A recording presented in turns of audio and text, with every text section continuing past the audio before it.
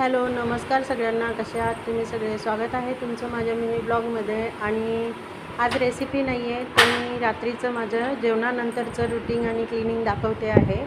तर इथे मी आमचे जेवणं बाकी होते, स्वयंपाक झालेला होता, पण मी सकाळी गडबड होते, त्याच्यामुळे मी आत्ताच सगळं क्लीन करून घेतलेलं आहे.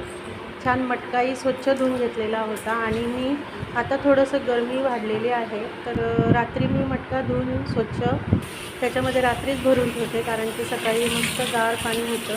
आणि आम्ही बॉटल नाही भरत फ्रीजमध्ये, तर मटक्याचंच पाणी, मग दिवसभर ते पाणी टिकतं छान. तर इथे छान मी गॅस पण छान स्वच्छ धुवून घेतलेला होता.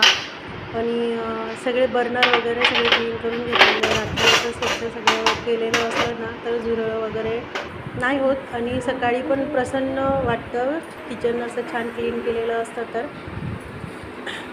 सगळं किचन छान सगळं क्लीन झालेलं होतं. सकाळी उठल्यावर मग कुठलंही टेन्शन, प्रसन्न वातावरणात आपण छान स्वयंपाक करतो.